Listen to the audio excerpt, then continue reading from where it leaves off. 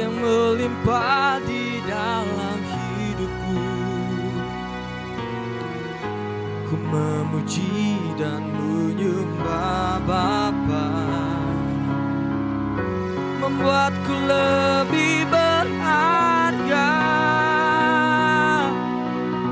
Ku bermazmur atas karunia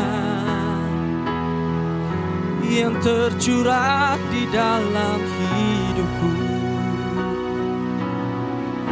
Ku memuji dan menyembah Yesus. Dia jadikan aku baru.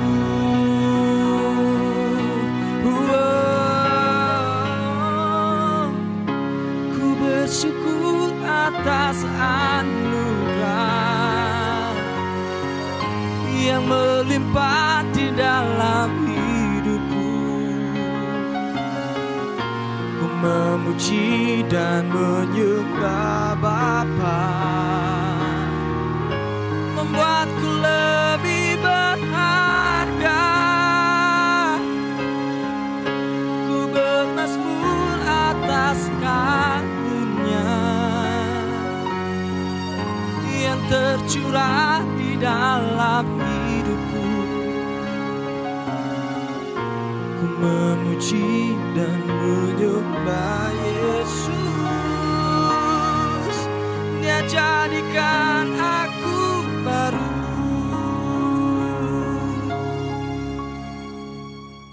Shalom pemirsa dimanapun Anda berada, pada malam hari ini bertemu kembali di channel Majelis Daerah YPP Batu di Sumatera Bagian Selatan dan Sekolah Tinggi Teologi Ebenezer di program kami Miracle. Berbicara tentang kasih dan kebaikan Tuhan melalui banyak cara, melalui banyak pengalaman-pengalaman yang dirasakan oleh anak-anak Tuhan, hamba-hamba Tuhan. Dan pada malam hari ini, narasumber kami jauh dari ujung timur Indonesia, tepatnya di Papua, Jayapura. Ada Pak Agus, keluarga Pak Agus, Ibu Ani yang menangani pelayanan panti asuhan di Papua. Bagaimana cerita kebaikan Tuhan akan dikisahkan oleh Pak Agus. Selamat malam Pak Agus. Ya, selamat malam Pak Marlon, Butar-Butar. Terima kasih sudah bisa komunikasi lewat Zoom. Apa kabar di Papua? Ya, puji Tuhan, kabar semua baik, sehat, bersama dengan keluarga dan anak-anak, semua baik-baik. Berapa jumlah anak-anak yang sekarang ada di panti asuhan yang Bapak pimpin, yang Bapak bina? Saat ini ada 54 anak Papua semua anak Papua dan mereka ada dari berbagai suku. Pak Agus, boleh cerita enggak? Sebab Bapak memilih jalur pelayanan di panti asuhan. Karena banyak orang tidak terlalu suka pelayanan di panti asuhan, banyak masalah, nggak ada uang. Ya. Ya, terima kasih Pak. Saya sebenarnya kalau mau pilihan memang tidak sanggup kalau untuk milih membuat asrama khusus untuk anak Papua. Tapi ini suatu panggilan Tuhan yang jelas buat kami.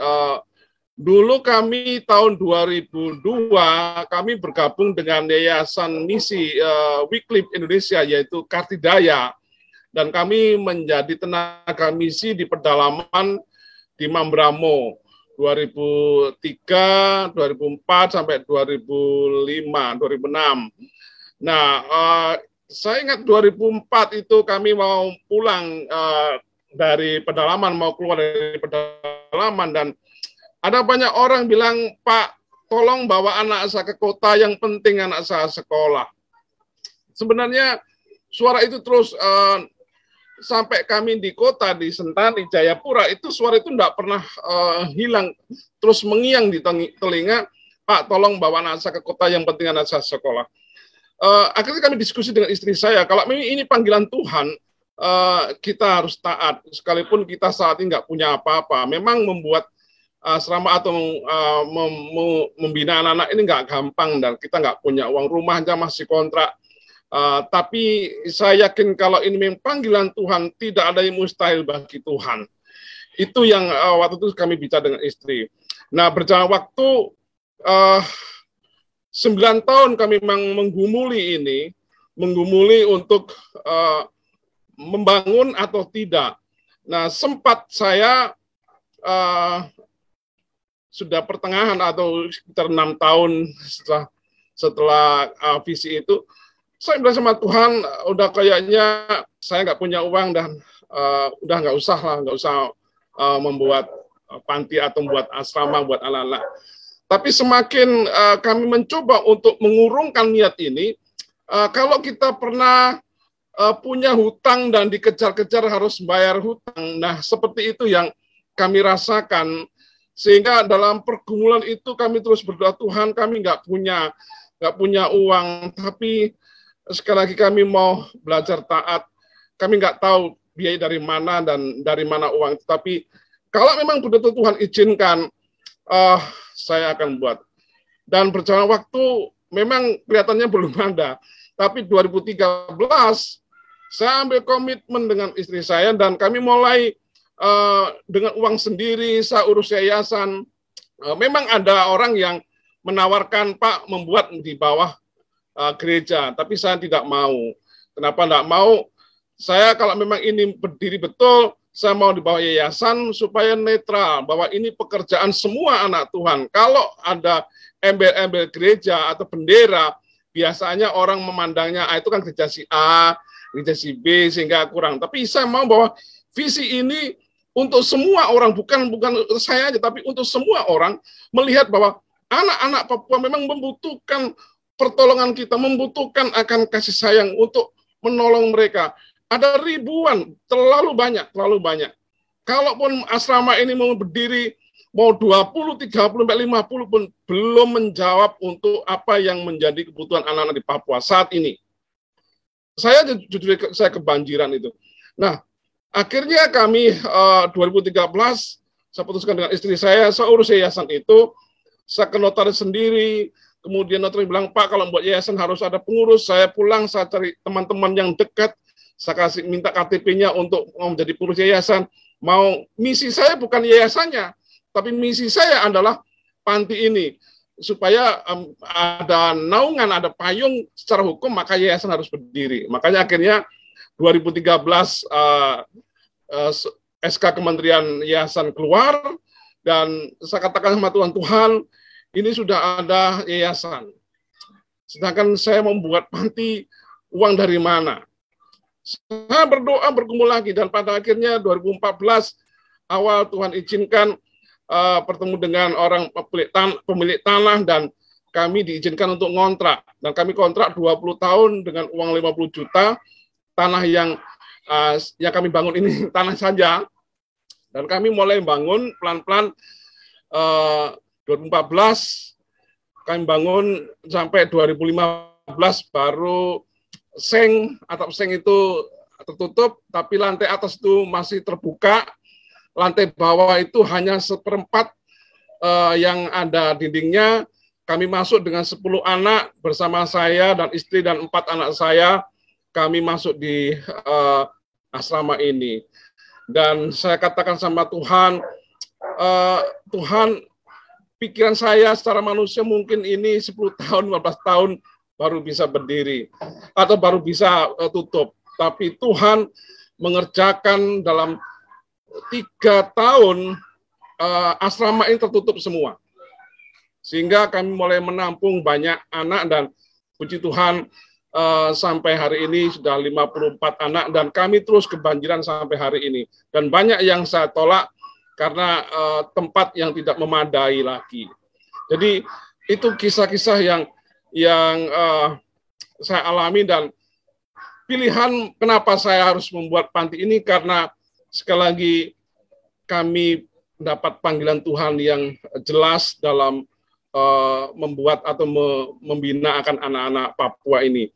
Dan memang sekali lagi tidak mudah, dan kalau kami mau cerita, panjang cerita untuk hal itu, tapi intinya bahwa kami membangun ini karena panggilan Tuhan, dan ini uang juga uang dari Tuhan, dan semua biaya juga dari Tuhan. Itu latar belakang atau kenapa saya harus membuat panti ini. Baik, Pak Agus, tentu ada banyak orang yang mencintai Papua. Banyak orang. Ya. Bahkan katakan seandainya pun ada 20 kali seperti ini, tetap belum sanggup untuk menampung animo untuk Papua sekolah. Ya. Tapi meski ada banyak orang cinta Papua, tapi ada banyak orang tidak mau bersentuhan langsung dengan anak-anak Papua, artinya membina. Nah, karena ada banyak masalah yang dihadapi. Kira-kira sebenarnya masalah yang paling krusial, masalah yang paling berat dalam membina anak-anak Papua itu apa, Pak Agus? Memang untuk hal-hal menghadapi anak Papua memang jauh lebih berbeda dengan seperti kita menghadapi, orang Jawa, atau orang Batak, atau orang Kalimantan, atau orang lain. Menghadapi untuk anak-anak Papua memang kita, kalau bukan hati, memang betul Pak, tidak sanggup. Kami pun bersama istri, kalau bukan panggilan Tuhan dan bukan karena dengan hati, kami nggak sanggup hal itu. Ya maaf, ya latar belakang anak-anak Papua, yang khusus dari pedalaman, dari kehidupan mereka yang bebas, maaf mau saya katakan, kalau mau saya bahasakan dari kehidupan mereka itu, yang penting kamu hidup. Nah kita bisa bayangkan bagaimana kalau kita melihat anak yang penting kamu hidup, dari gaya hidup orang tuanya loh ya. Jadi kamu mau mandi kah, mau nggak mandi kah, mau ganti pakaian kah, mau tidak kah, mau makan, mau tidak, itu orang tuanya nggak begitu peduli, tapi yang penting kamu hidup. Nah, kita bisa bayangkan pola hidup yang seperti ini, dan kami pernah juga di pedalaman itu, dari saya lihat baju yang baru dipakai, sampai baju compang-camping itu nggak pernah ganti. Pakaian siang untuk malam, pakaian malam juga untuk siang, mandi juga nggak pernah pakai sabun, dan maaf seperti kudis atau seperti bahasanya di sini kalau kayak penyakit kaskado itu bukan hal yang biasa, penyakit seperti itu. Dan maaf juga aroma yang begitu itu menyengat, dan itu memang yang kami hadapi seperti itu. Tapi sekali lagi, karena hati, karena panggilan itu kami bisa menikmati. Ada banyak orang yang juga datang, Bapak nggak stres kah menghadapi anak-anak? Memang secara manusia stres, tapi karena panggilan kami menikmati itu semua bersama dengan Tuhan, dan itu semua juga kekuatan dari Tuhan. Kalau bukan dari Tuhan kami nggak sanggup.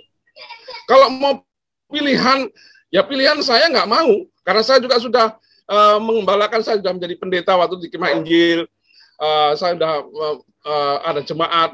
Saya juga sudah punya anak saya 4 lagi semua. Kalau pilihan memang ya kami mau milih yang pengembalaan gitu. Tapi karena panggilan, justru pengembalaan itu kami putuskan untuk kami mengundurkan diri dari pengembalaan. Waktu itu kami diminta lagi, dan kami mau fokus untuk anak-anak karena panggilan tadi itu. Sehingga kami bisa menikmati itu semua bersama dengan istri. Dan ada banyak orang juga yang saat ini melihat panti ini, memang ada yang bilang nggak percaya gitu kan, nggak percaya kok anak-anak panti kok sehat-sehat, gemuk-gemuk. Mereka nggak, kurang begitu percaya. Bilang ini betul anak panti Pak? Ya betul, ini anak panti. Anak panti kok sehat-sehat, gemuk-gemuk? Oh itu Pak. Saya bilang, Bapak melihat hari ini, kalau Bapak mengikuti dari awal, menangis, saya bilang itu. Saya sudah melewati masa-masa di mana menangis dengan mereka, mereka juga menangis dengan kami. Saya stres dengan mereka, mereka juga stres dengan kami. Kenapa? Budaya yang berbeda, itu satu. Dan kehidupan yang bebas, lalu saya bawa ke asrama dan kami bina. Pakaian siang nggak boleh untuk malam, mandi harus pakai sabun, saya cukur, saya mandiin, saya rawat. Ada yang rambutnya kudisan, saya cukur, saya obati, dan saya kasih vitamin. Itu semua sudah saya lewati. Kalau hari ini seperti ini, perjalanan proses itu nggak semudah yang kita lihat saat ini. Jadi mungkin orang melihatnya seperti itu, tapi itu yang kami alami. Itu yang pertama. Yang kedua, Pak, saya bilang, saya dipanggil Tuhan bukan mengkondisikan anak untuk mencari bantuan. Enggak, saya bilang itu. Tapi saya dipanggil Tuhan untuk memanusiakan manusia-manusia ini. Saya bisa memperawat anak ini, saya bisa. Tetapi saya akan berurusan dengan Tuhan, karena aku tahu bahwa ini bangunan ini ada pun juga kan dari Tuhan. Dan saya memang betul-betul panggilan Tuhan. Saya memanusiakan mereka. Jadi saya mandikan mereka, saya rawat mereka, saya kasih makan mereka, saya ajari mereka tiap pagi harus doa, bangun malam doa, dan Tuhan begitu luar biasa bekerja sehingga anak-anak ini ada perubahan yang luar biasa. Dan itu keajaiban yang Tuhan nyatakan di tengah-tengah panti ini. Dan mungkin orang nggak percaya, tapi itu kenyataan. Dan terlalu banyak, Bapak, kalau saya mau saksikan keajaiban Tuhan di panti ini, di asrama ini, terlalu banyak. Ada banyak hal yang tidak masuk di akal. Ada banyak hal yang saya tidak sanggup, tidak mampu untuk menjalani. Tapi Tuhan lakukan itu. Sebagai contoh. Oke. Ya.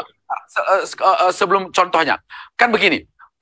Kalau ada orang nih, kalau di Sumatera, di Jawa, ada orang ulang tahun datang ke panti, gitu. Karena rasa mencintai, ada orang syukuran datang ke panti. Tapi itu kan hanya. Nah, bagaimana seorang Pak Agus dan Ibu Ani sehari-hari kalau anak Papua itu datang, mungkin yang kecil itu masih gampang budayanya. Tapi bagaimana kalau yang datang itu yang sudah besar, yang sudah mungkin usia 12 tahun, 14 tahun, itu bagaimana Bapak berjuang untuk membentuk budaya baru? Ya memang selama ini kami pernah mengalami kesulitan yang besar, khususnya untuk yang kami udah tingkat-tingkat SMP atau masuk SMA itu. Ibaratnya kalau besi itu udah bengkok, kita mau luruskan itu setengah mati, Pak. Beda dengan anak yang umur 3 tahun, 4 tahun, 5 tahun itu sangat berbeda. Selama ini kami menghadapi itu. Ya, apalagi budaya-budaya Papua ini, itu tadi saya bilang bebas tadi, yang maunya ya main, maunya hanya jalan sana, senang-senang hanya makan itu. Anak memang yang dia melarikan diri, artinya keluar dari panti karena mereka nggak mau diatur gitu. Tapi anak-anak yang kelas atau yang umur 5 tahun, 6 tahun itu setia sampai hari ini. Nah, kami pendekatan kepada mereka bukan hanya pendekatan secara budaya saja, tapi kami pendekatan kepada mereka lebih kepada sebagai hamba Tuhan, sebagai pelayan Tuhan untuk membimbing mereka, menasihati mereka. Jadi di Papua masih kalau pemberitaan firman Tuhan masih begitu menyenangkan buat mereka, dan pendekatan lewat pelayan Tuhan itu, sehingga kami mendekati seperti itu dan mengubah karakter mereka dengan cara-cara kita sangat sulit, tapi dengan renungan, dengan firman Tuhan, dengan nasihat-nasihat itu kami masukkan, dan puji Tuhan, awalnya seperti kata-kata kotor, mau babi, kalah anjing lah, itu seperti hal yang biasa. Perkelahian, pukul pakai kayu itu hal yang biasa. Tapi pendekatan seperti itu mengubah mereka pelan-pelan. Dan hari ini puji Tuhan, ya belum 100%, tapi minimal 80% mereka sudah berubah seperti itu. Kalau boleh cerita nih Pak Agus, yang paling lah, pasti banyak masalah, baik kompleks sekali, budayanya, dan sebagainya, kebiasaannya tadi, yang paling pernah selain kebutuhannya, yang paling pernah membuat Bapak sampai menangis, bersedih dalam mendidik anak-anak dari saudara-saudara kita Papua ini, kira-kira persoalan apa? Yang menyedihkan memang persoalan tentang kesehatan dan juga pendidikan. Itu khusus untuk kesehatan, memang sebenarnya memang betul-betul menangis dengan mereka, karena mereka sulit kadang-kadang untuk mau hidup bersih itu kayaknya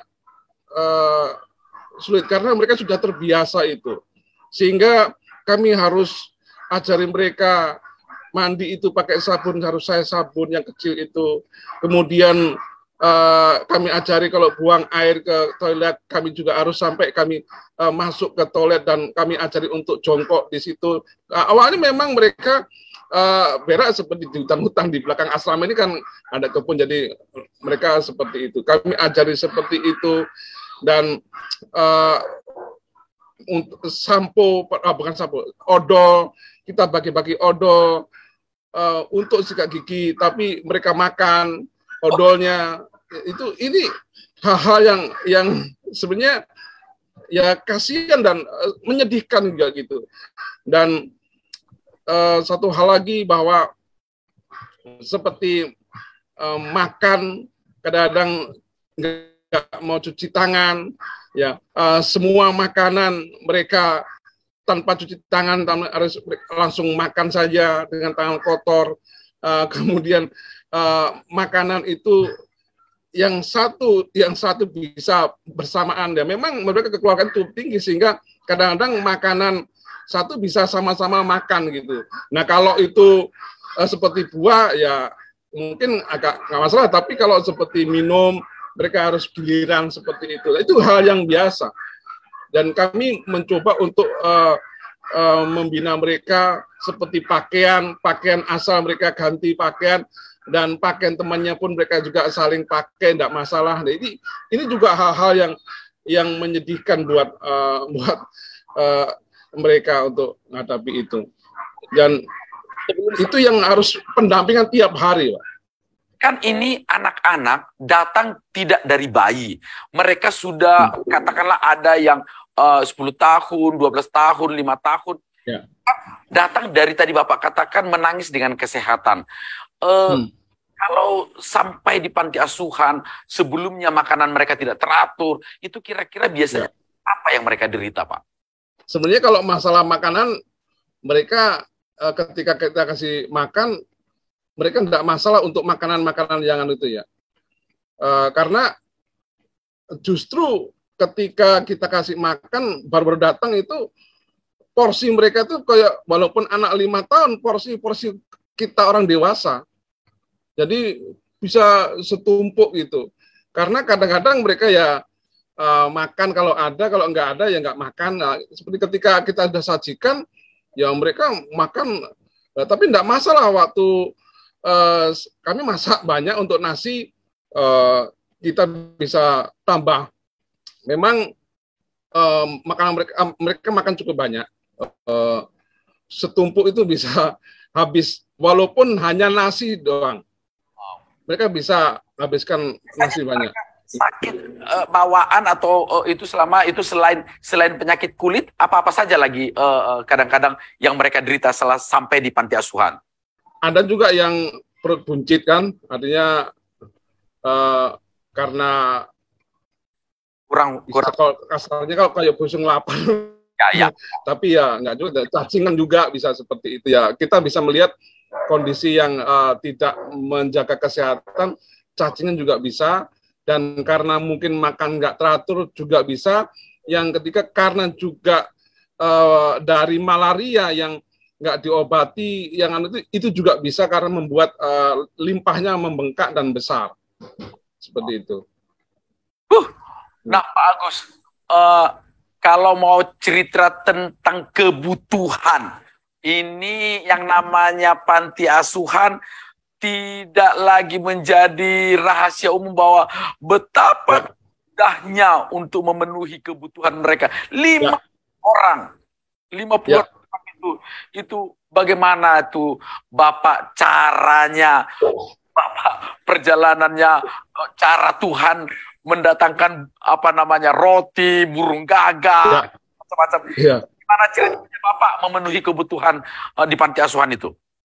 Ya, terima kasih Pak. Memang kami hari ini sampai hari ini masak satu hari itu 25 sampai 35 kilo per hari. Per hari itu jadi sampai hari ini. Jadi, dan kalau saya mau katakan disinilah Tuhan itu memang benar-benar ada, dan Tuhan yang punya pekerjaan ini benar-benar bertanggung jawab itu, Pak. Sampai hari ini, Pak, kami jujur, kami nggak pernah beli beras. Wow. Mungkin orang nggak percaya, tapi kami jujur, kami nggak pernah beli beras. Pertanyaan dari mana? Di sini keajaiban Tuhan. Ada banyak cara Tuhan untuk memelihara kami. Ada aja orang datang bawa beras lah, bawa supermi lah, bawa gula. Bahkan gula itu bisa kadang-kadang sampai 600 kilo, Pak. Itu dan ini kami bisa juga memberkati tetangga-tetangga yang nggak mampu. Kami kalau kelebihan, Pak, tetangga kami yang nggak mampu, kami kasih beras 1 karung, supermi 2 karton, kasih gula, kasih odol, sabun, saya kasih itu. Minimal setahun 2 kali kami kasih untuk tetangga-tetangga yang nggak mampu. Tapi semakin kami memberi, semakin Tuhan itu memberkati kami itu secara luar biasa. Itu yang saya satu kesaksian, Pak. Memang betul. Waktu tahun 2019 bulan September, memang Tuhan waktu izinkan untuk satu masalah. Malam-malam istri saya bilang, Pak, beras besok habis. Itu bulan September tahun 2019. Saya langsung menjawab dengan istri saya bilang, Tuhan akan kirim. Itu jawaban saya. Memang tidak semudah itu. Tapi kenapa saya ngomong seperti itu? Karena saya tahu persis bahwa ini ada, panti ini ada, bukan kemauan saya, tapi ini kemauan Tuhan. Dan saya yakin kalau ini kemauan Tuhan, saya hanya pelaksana Tuhan. Tidak mungkin bahwa Tuhan akan membiarkan anak ini kelaparan. Ini anak sudah 50-an, Pak. Tahun 2019, September itu. Saya ingat persis malam itu. Malam itu saya berdoa, Tuhan tolong. Dan besok paginya belum ada tanda-tanda. Jam 9:30 siang, saya sudah mengantarkan anak-anak sekolah. Kami sudah santai dengan istri dan dengan satu staf, ngobrol-ngobrol. Istri saya nyelonong lagi ngomong, Pak, beras yang ini nggak ada. Lagi-lagi jawaban saya, Tuhan akan kirim. Saya ingat persis juga kisahnya bagaimana Elia. Elia nggak semudah yang kita baca di dalam kitab itu. Saya percaya kita bisa membaca Elia itu karena kita tahu endingnya. Ya. Tapi ketika kita belum tahu endingnya, betul, tidak mudah untuk kita melihat seperti itu. Dan itu yang Tuhan izinkan saat itu, siang nggak ada beras. Jam 9:30 itu belum ada beras. Saya katakan, Tuhan akan kirim. Saya ingat lagi itu, orang-orang Israel di depan laut, kiri kanan padang gurun, belakang musuh. Logikanya mati siang hari itu, mati hari itu. Tetapi Tuhan dengan waktu yang tepat, Tuhan bisa tolong. Maka hari ini, saya percaya bahwa Tuhan yang sama pasti bisa tolong. Dan saya punya prinsip bahwa ini Anda bukan kemauan saya, dan ini juga bukan uang saya, ini uang Tuhan. Kalau Tuhan sudah pelihara, maka Tuhan akan pelihara. 1 jam kemudian, ada orang nelpon saya. Pak, ada di mana? Saya bilang ada di panti, Pak. Oh iya, saya mau ke panti. Sekarang saya ada di AB. AB itu dari tempat kami masih sekitar setengah jam atau 1 jam lah perjalanan. Saya nggak terpikir ke situ karena biasanya orang nelpon seperti itu datang untuk survei biasanya. Survei kapan janjian mau datang lagi untuk seperti itu. Tapi 1 jam kemudian Bapak itu sampai di panti membawa beras 2 karung. Membawa supermi, membawa telur. Siang itu makan seperti biasa. Tidak ada hal-hal yang maka seperti biasa. Saya nggak sombong, Pak. Di HP saya ada nomor-nomor, ada kepala dinas, ada orang pengusaha-pengusaha, ada pilot yang kasih nomor HP. Pak, nanti kalau ada perlu apa-apa hubungi saya. Tapi saya nggak mau gunakan itu. Saya nggak mau gunakan. Kenapa saya nggak gunakan itu? Karena saya ngajari anak-anak. Kalau siapapun datang sini, jangan sekali-kali minta-minta. Mintalah sama Tuhan. Loh, maksud saya ngajari anak-anak seperti itu, saya harus ngemis, walaupun orang itu pesan, saya nggak mau gunakan itu. Saya mau bahwa Tuhan yang menggerakkan orang itu. Karena bagi Tuhan nggak ada yang mustahil. Hari itu Tuhan pelihara. Dan makan seperti biasa. Dan mulai hari itu besoknya ada orang datang lagi bawa beras, datang lagi beras. Desember 2019 itu ada orang yang bawa juga beras, ada setengah trek. Dan beras cukup banyak, Pak. Januari 2020 itu orang masih datang dengan beras. Kalau istri saya bilang, Pak, ini beras terlalu banyak, nanti kutuan. Saya bilang tidak. Saya simpen di ruang atas, di lantai atas itu. Ruang bawah gudang yang penuh. Maret 2020 tanggal 26 Papua dinyatakan lockdown. Saya baru mengerti di situ, Pak.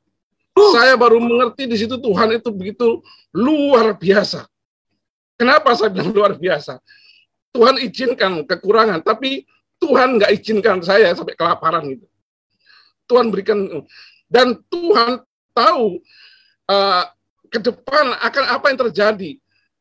Selama pandemi memang, Pak, mulai hari itu orang nggak datang.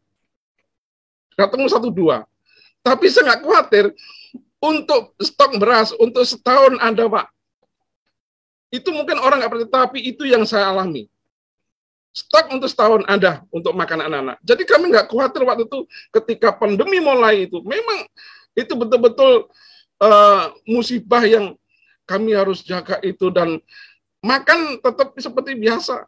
Dan anak-anak walaupun 52 anak waktu itu di asrama tetap makan seperti biasa selama pandemi. Dan pandemi pun sempat Tuhan juga izinkan ada yang sakit. Ya, kena saya cek semua terjaring 12 anak kena COVID. Tapi saya katakan Tuhan, saya tahu bahwa Tuhan ada di sini. Tuhan jaga. Dan Tuhan memelihara kami, Tuhan jaga kami. Sempat anak yang usia 1 hari diserahkan ke saya, dan saya pelihara waktu sampai sudah usia 2 tahun. Dia panas, ya, saya lihat kena COVID juga. Dan saya rawat langsung, dan saya punya usia udah agak tua, sehingga mudah untuk terserang penyakit itu. Tapi saya katakan sama Tuhan, Tuhan, ini anak-anak yang Tuhan percayakan kepada saya. Dan saat ini penyakit yang dikatakan penyakit yang mudah menular ke orang tua. Kalau memang Tuhan sudah pandang saya selesai pekerjaan yang Tuhan percayakan, maka tidak perlu penyakit yang mematikan ini, cukup masuk angin, saya bisa mati. Tapi kalau memang Tuhan belum izinkan, dan Tuhan pandang belum selesai, maka saya yakin bahwa penyakit ini pun nggak akan juga menyerang saya. Dan Tuhan buktikan, Pak, saya merawat anak-anak itu, dan kami juga bersinggungan langsung dengan mereka, dan Tuhan jaga kami. Dan itu luar biasa Tuhan bekerja. Dan banyak cara Tuhan untuk memelihara kami, makan, minum kami, bahkan semua kebutuhan sekolah pun juga Tuhan juga cukupkan. Dan tepat waktunya, kebanyakan tepat waktunya, Tuhan itu memberikan. Sampai ajarin anak-anak setiap pagi bangun tidur jam 5 doa. Nanti sebelum tidur selesai belajar kita doa dan renungan. Itu saja yang kami lakukan. Jadi kami tidak ada buat proposal, kami nggak ada minta-minta, enggak ada. Saya dijauhkan itu dari yang, tapi saya mau belajar untuk saya mau beriman kepada Tuhan, dan Tuhan buktikan itu luar biasa. Itu membuat kami semakin semangat untuk bersama dengan anak-anak. Kami juga beternak anjing ras, Pak. Jadi panti kami punya usaha anjing ras, dan puji Tuhan selama ini itu juga bisa menambah untuk operasional buat panti, dan luar biasa. Luar biasa. Kalau bercerita tentang bagaimana Tuhan memelihara memenuhi kebutuhan di panti asuhan, itu memang luar biasa. Ini cerita yang tidak akan pernah habis, kebaikan Tuhan dalam memelihara hidup Bapak. Ya. Nah, sekarang mengenai pendidikan anak-anak itu. Kan anak-anak itu dididik sekolah dan lain sebagainya. Ya. Itu bagaimana Bapak menerima hasil raport mereka? kecewa, atau ada yang memang pintar, atau yang datang ke sini memang anak-anak yang memang mau sekolah, atau bagaimana cerita pendidikan anak-anak itu di sekolah? Ya, untuk pendidikan mereka ada yang memang pintar, ada juga yang sedang-sedang, ada. Tapi intinya sebenarnya ketika mereka mau belajar, mereka itu sebenarnya orang pintar juga sih, Pak. Gitu. Jadi memang perlu kita untuk terus membimbing, terus pendampingan, dan terus mengontrol mereka. Dan ini pun sebenarnya kami belum bisa maksimal sampai itu. Ini pun Tuhan sudah bekerja selalu luar biasa. Kenapa saya bilang belum maksimal? Karena tenaga kami kurang. Kami hanya 4 orang. Saya, istri, sama 2 staf. Gitu.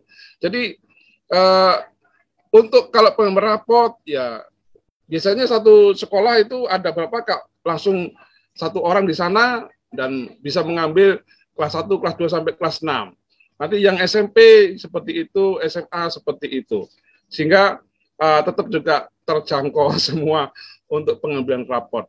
Ya, itu yang tapi yang sangat menyulitkan selama ini justru masalah akte lahir, kartu keluarga, ini yang menjadi masalah buat kami, karena ada mereka yang sudah punya kartu keluarga tapi nggak ada akte lahir, tapi kita nggak bisa ngurus karena itu dia dari pedalaman, atau ada yang hilang. Jadi ini agak sedikit menyulitkan. Sedangkan sekolah mengharuskan ada akte lahir, ada kartu keluarga. Nah, ini yang menjadi problem kami, dan ya puji Tuhan pelan-pelan kami bisa lewati itu, yang seperti itu. Dari pedalaman tentu soal administrasi kan tidak terlalu diperhitungkan. Betul. Pak Agus, mereka itu kan ada yang remaja. Bentuk kenakalan, ini kita bicara kenakalan remaja. Ya. Kenakalan remaja yang selalu Bapak hadapi itu bentuknya seperti apa? Yang melawan Bapak, atau yang dengan sesamanya, atau apa bentuk-bentuk kenakalan remaja orang-orang dari pedalaman yang ada di panti asuhan Bapak? Ya, selama ini puji Tuhan kalau dengan saya mereka nggak melawan. Ya, mereka panggil saya Bapak, panggil Mama, dan saya juga panggil, ya mereka seperti anak saya sendiri, karena kami tinggal juga di asrama ini. Jadi kami 24 jam bersama dengan mereka. Untuk kenakalan seperti remaja yang biasa, seperti mereka kadang-kadang berantem, atau mereka kadang-kadang baku pukul, ya seperti itu. Ya seringkali saya pendekatannya lewat cara saya sendiri menghadapi mereka. Contohnya begini, kalau mereka mau baku pukul dengan temannya gitu, pernahkah Bapak pukul kamu ketika kamu salah? Tidak, Bapak. Nah, kalau tidak, kenapa kamu pukul temanmu juga? Kalau Bapak bisa mengasihi kamu juga harus belajar untuk mengasihi dia. Dan selalu setiap ada masalah, selalu saya panggil dan saya selesaikan. Jadi, dan mencuri itu juga kami panggil, dan kami setelah itu kami nasihati semua. Dan juga seperti merokok itu juga pernah terjadi, dan kami panggil dan kami layani. Dan ada juga yang mantan dari Aibon, dan kami juga layani, dan dia selesai. Dan ya puji Tuhan, rata-rata dalam kami tangani itu mereka dengar, dan mereka mau untuk pelan-pelan berubah. Nah, seperti pacaran, nah ini yang masuk yang pemuda. Tapi di situ Tuhan selalu bukakan. Setiap ada penyelewengan mereka, setiap ada hal yang mereka lakukan yang nggak benar, Tuhan selalu singkapkan itu, selalu tunjukkan, sehingga nggak sampai parah, kami bisa menangani mereka. Itu yang kami alami dari 54 anak ini. Kan ini panti asuhan. Selain Bapak, saya lihat betapa bersyukurnya akan panggilan Tuhan ini, dan begitu luar biasa Bapak memahaminya. Apa kira-kira yang membanggakan dari hidup orang-orang panti asuhan ini yang bisa membuat Bapak itu wow bangga? Itu keberhasilan atau hal-hal apa yang membuat Bapak bangga dengan Bapak ini? Hal yang membuat kami sukacita dan bangga ketika anak itu masuk dengan anak yang maaf kurang, seperti kalau orang Jawa bilang kurang ajar atau nggak bandel, tapi dia ada perubahan, lalu dia mau mendengar saya bicara, lalu dia mau lakukan yang baik, mau mendengar saya. Ada juga yang pemabuk, pernah juga datang akhirnya bisa berubah baik. Itu suatu kebanggaan dan sukacita kami yang nggak bisa dibayangkan harga nilainya itu enggak. Itu yang kepuasan kami ketika mereka ada perubahan hidup, ketika mereka ada perubahan nilai-nilai hidup mereka, itu yang membuat kami bangga. Dan itu yang saya tanamkan terus buat mereka. Hubungan dengan Tuhan dan hubungan dengan manusia, sesama manusia, itu yang saya tekankan. Ketika mereka ada perubahan itu, kami bangga. Dan kami tinggal di tengah-tengah masyarakat, dan masyarakat malah dulu awal-awalnya nggak begitu suka dengan saya. Nggak begitu suka dengan panti. Tapi dengan cara-cara yang kami bina ini dengan anak-anak panti, cara kami membina anak-anak panti ini, mereka nggak boleh keluyuran ke kampung-kampung, mereka nggak boleh, dan mereka keluar harus izin.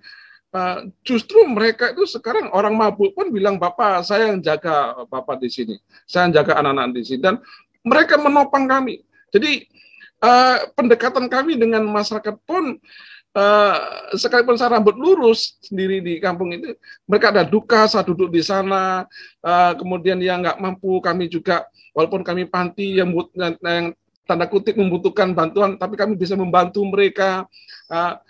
Akhirnya kami juga bisa menjadi berkat buat anak di panti, kami juga bisa menjadi berkat buat masyarakat di kampung ini. Nah, itu menjadi suatu kebanggaan kami juga, bahwa kehadiran kami membawa sukacita, membawa berkat buat banyak orang, itu juga menjadi suatu kebanggaan buat kami.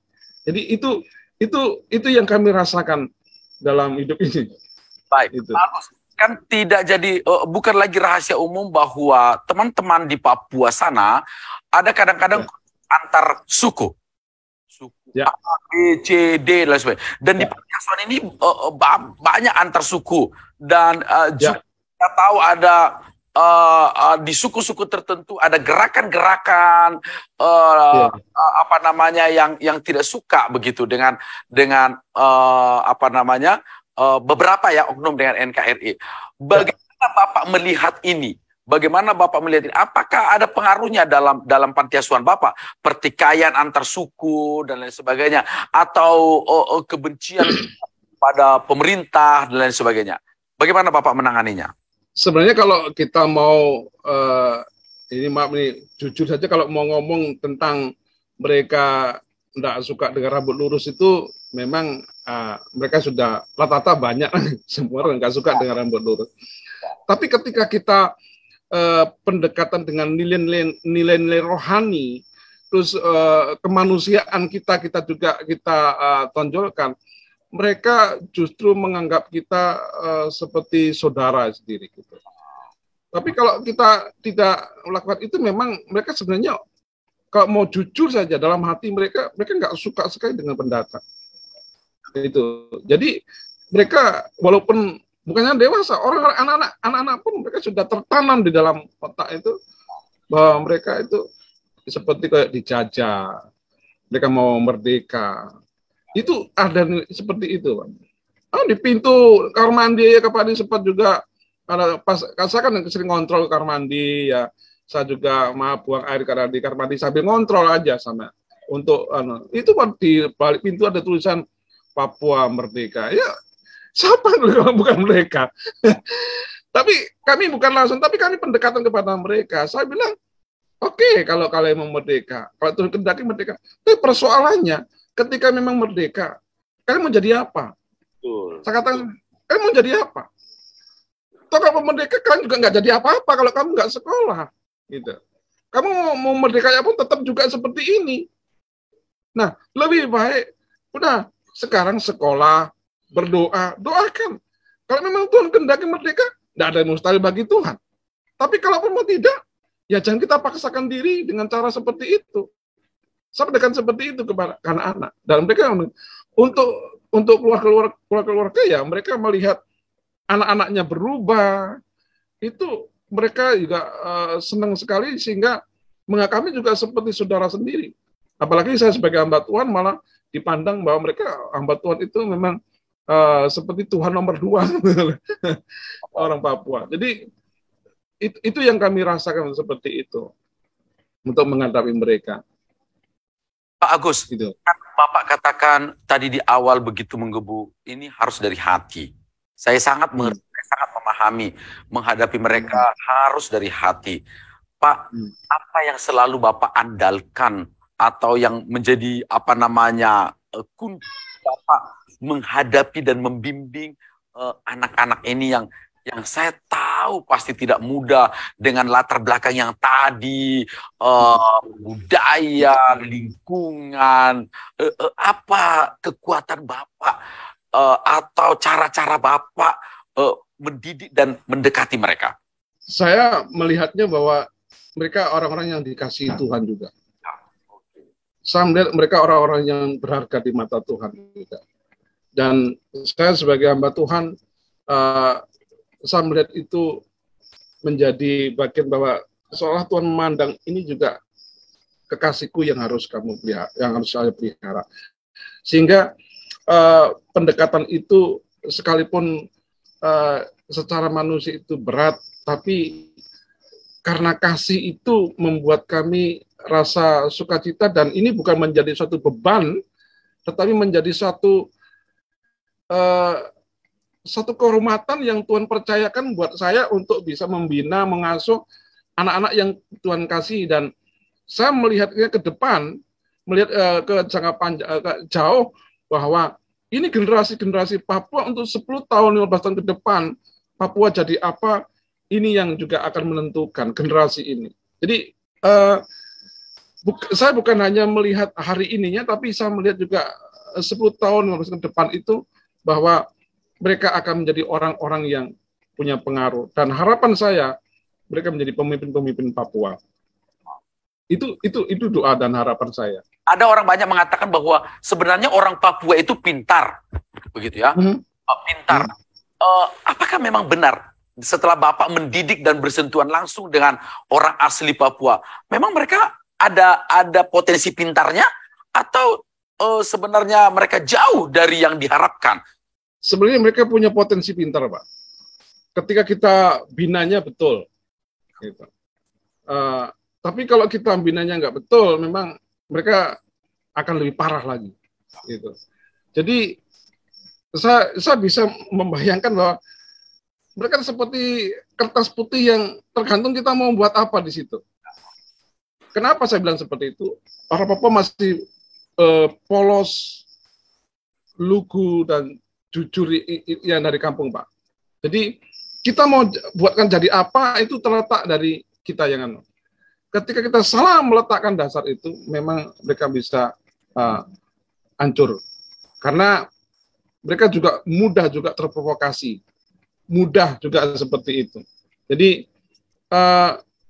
ini yang kalau dibilang pintar, mereka juga banyak orang pintar. Jadi orang pintar, banyak yang pintar. Cuma perlu untuk pendampingan yang terus-menerus. Jadi mendidik mereka untuk belajar tanggung jawab itu juga perlu terus-menerus. Tidak bisa seperti kita dengan anak-anak kita, sekali ngomong terus kadang bisa mengerti. Ini kadang-kadang harus sekali, 2 kali, 3 kali, 4 kali, 5 kali, dan itu lebih. Itu terus-menerus seperti itu. Tapi sebenarnya mereka juga pelan-pelan juga bisa untuk menerima itu. Dan pelan-pelan mereka juga bisa berubah. Asalkan mereka bisa keluar dari lingkungan yang komunitas-komunitas yang mereka alami. Sampai contoh juga, saya kirim ke Surabaya, ada 7 anak itu. Nah, secara manusia memang mereka sulit. Tapi ketika saya kirim ke Surabaya, ke hamba Tuhan di Surabaya, teman saya dibina. Mereka baik sekali. Malah sekarang jadi pemain bola juga Polda Papua, Polda Jawa Timur. Ada yang mewakili itu umur 19. Jadi, dan mereka orang yang berhasil juga. Dan banyak yang tidak, sebenarnya banyak anak-anak Papua yang punya potensi untuk jadi orang pinter, banyak, Pak. Ketika itu tadi, kita pendampingan dan arahan kita. Dan yang kedua ya memang perlu kita untuk penyerahan diri kepada Tuhan, untuk kita pendekat kepada firman Tuhan. Itu yang penting. Pak Agus, Gitu. saya lihat tadi betapa luar biasanya karya Tuhan dalam pelayanan Bapak ini. Ya. Kalau seandainya kita simpulkan cerita perjalanan pelayanan Bapak, apa yang Bapak ceritakan tentang kebaikan Tuhan dari pelayanan Bapak ini? Kebaikan Tuhan yang seperti apa yang Bapak mau ceritakan kepada dunia dengan atau melalui pelayanan yang Tuhan percayakan ini buat Bapak? Kebaikan Tuhan dalam Tuhan itu sebenarnya tidak pernah meninggalkan atau melepaskan kita ketika Tuhan kasih tanggung jawab kita untuk melakukan setiap pekerjaan yang Tuhan percayakan. Intinya bahwa ketika kita setia dan taat dan melakukan dengan kasih, dengan hati, sebenarnya Tuhan itu sayang dan Tuhan itu tanggung jawab dengan apa yang Tuhan percayakan buat kita. Dari semua yang saya alami di sini, semua yang kami rasakan selama 8 tahun sudah kami berjalan ini, kami belum pernah sampai mengalami kekurangan, baik operasional maupun juga makan, semua Tuhan cukup, sekolah semua tercukupi, bahkan lebih daripada itu. Tuhan bisa pakai, ada orang-orang barat yang di Jayapura, lalu dia pergi ke toko dan dia keluarga-keluarga barat ini kemudian belikan sepatu yang bermerek dan mahal-mahal, kemudian dibagikan sama anak-anak, dan anak-anak panti memakai sepatu yang bermerek. Mungkin orang pikir panti asuhan sepatunya bagus-bagus, tapi itu juga wujud nyata bagaimana Tuhan itu bertanggung jawab. Jadi ketika kita mau taat, ketika kita mau setia dan dengan hati, dan kita melayani murni sesuai dengan panggilan Tuhan, sebenarnya Tuhan itu tidak tinggal diam. Memang betul, Tuhan tidak membiarkan kita. Memang Tuhan izinkan masalah datang, Tuhan izinkan, ya. Tapi bahwa Tuhan itu bekerja secara luar biasa. Pernah kami panti ini sudah dirapatkan, kami kan kontrak dirapatkan sama Unduafi, kepala suku, kemudian hasil rapatnya bilang yayasannya harus pindah dari tempat ini, menyampaikan ke saya bersama masyarakat bahwa yayasan Bapak harus pindah dari lapangan ini. Yang kedua, kalau nggak mau pindah, maka Bapak harus menyiapkan lapangan ini. Memang ini kami tinggal di dekat lapangan. Terus saya bilang sama Bapak itu, Bapak, dia juga salah satu kepala suku. Bapak, saya ada di sini karena Tuhan. Jadi kalau Tuhan suruh saya pergi, saya akan pergi. Tapi kalau Tuhan nggak suruh saya pergi, maka itu urusan dengan Tuhan. Itu jawaban saya seperti itu. Dan saya nggak pernah minta bantuan siapa-siapa, nggak pernah. Tapi sampai detik ini, surat itu nggak pernah datang, kepala suku juga nggak pernah. Bahkan orang yang pernah ngomong itu malah mendukung kami, karena kami memperhatikan anak-anak Papua. Jadi itu Tuhan justru berbalik. Dulunya nggak suka, dulunya menuntut, malah justru berbalik, malah mereka mendukung kami. Jadi itu contoh-contoh hal yang nggak masuk di akal bagi saya, seperti itu. Jadi intinya memang kalau saya menceritakan keajaiban Tuhan, kebaikan Tuhan itu terlalu banyak, dan Tuhan itu baik dan Tuhan itu tanggung jawab buat kita. Intinya, Pak Agus, kami juga ikut sangat bersyukur. Saya sangat bangga sekali bahwa akan selalu ada anak-anak Tuhan yang juga mengasihi teman-teman di Papua, dan terima kasih untuk memajukan anak-anak Papua dari alamat. Tentu ada banyak orang yang bangga juga dengan Bapak. Kami berharap Bapak dan Ibu benar-benar dimampukan Tuhan untuk mengangkat derajat, mengangkat harkat dari teman-teman kita, dan mereka menjadi orang-orang yang berguna untuk membangun baik. Ada sesuatu yang closing statement dari Bapak untuk kita melalui channel ini. Silakan Pak Agus sebagai closing statement. Harapan saya sih buat kita semua, khusus untuk anak-anak Tuhan dimanapun berada, mari kita melihat akan pekerjaan Tuhan, khususnya dengan masih banyak yang kehidupannya di bawah cukup. Sekalipun tanah Papua tanah yang kaya, tapi orang Papua banyak yang hidup di bawah garis kemiskinan. Mari kita melihat hal itu dan kita mari bersama-sama untuk mengerjakan pekerjaan Tuhan ini. Kenapa saya bilang seperti ini? Karena saudara kita dari Gereja Bawang juga mereka kerja keras sampai hari ini. Dan banyak anak-anak juga yang dibawa ke sana. Ya, karena intinya bahwa mereka mau sekolah, intinya mereka mau mengenyam pendidikan. Jadi mari kita bersama-sama saling merebut. Ya. Kita nggak tahu Papua 10 tahun ke depan jadi apa, itu terletak dari generasi kita yang saat ini kita lihat masih anak-anak itu.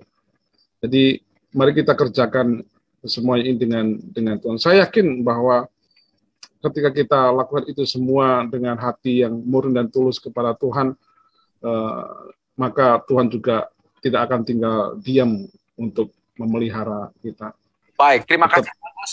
Kami sangat bersukacita sekali karena Bapak menjadi alat Tuhan untuk menolong teman-teman di Papua dan perpanjangan tangan gereja. Bagaimanapun kita tahu isu-isu yang berkembang yang terjadi di anak-anak Papua dan mengalihkan mereka kepada hal-hal yang lain. Karena itu kami sangat mendukung Bapak dan Ibu, doakan Bapak dan Ibu diberkati dan diberikan kesehatan selalu.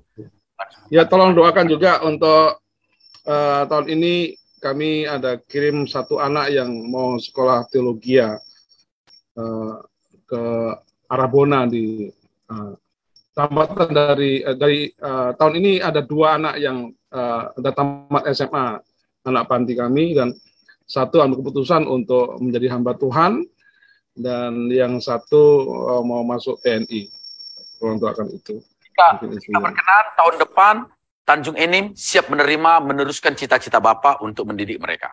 Oh, siap, Pak. Kalau seandainya nanti ada yang mau sekolah teologi, kalau Tanjung ini membuka, ya memang kami begini Pak, kami hanya ngomong sama anak-anak, kami bisa tolong kalian dari SD sampai SMA. Ya, betul. Kalau nanti mau kuliah, ya kalian berdoa dan cari dana sendiri. Tapi kalau mau menjadi pendeta, mungkin kita bisa carikan donatur atau sekolah teologi yang bisa menampung kalian sehingga kalian mau sekolah, entah mau ikatan dinas atau apa, yang penting kalian menjadi hamba Tuhan. Itu yang saya pesan sama mereka. Kalau Tanjung Enim siap untuk membuka, kami siap untuk kirim kalau semuanya. Juga ikut bersama-sama dengan Bapak meneruskan cita-cita, mencerdaskan saudara-saudara kita di Papua dan ikut balik ke Papua untuk juga melayani masyarakat Papua di sana. Siap. Baik. Ya, nanti kalau ada waktu Pak, kesempatan bisa jalan-jalan ke Papua. Siap. Ya, saya beberapa kali memang ke Papua. Nanti suatu saat kalau ada kesempatan saya akan ke sana. Siap, ya. Ada alumni dari Tanjung Enim juga di sini yang Joni, ada ya Pak Arunggiar bersama istri. Nah, kami satu sama-sama di Sentani. Ada juga Sonyandun. Oh, iya. Ya. Terima kasih, kita tentu sangat bersyukur jika hari ini kita masih ada dalam keadaan begini, sehat-sehat, puji Tuhan. Ada saudara-saudara kita yang dalam tanda petik mereka kurang beruntung, dan puji Tuhan selalu ada anak-anak Tuhan yang menolong ketidakberuntungan itu. Dan teman-teman kita di Panti Asuhan Karya Anak Perdamaian yang dibina oleh Bapak Agus dan Ibu jadi salah satu contoh bagaimana mereka mendapatkan kasih setia Tuhan melalui anak-anak Tuhan. Baik, sampai di sini pertemuan kita di channel Majelis Daerah YPP Batu di Sumatera Bagian Selatan di program KM Miracle. Tuhan Yesus memberkati. Shalom.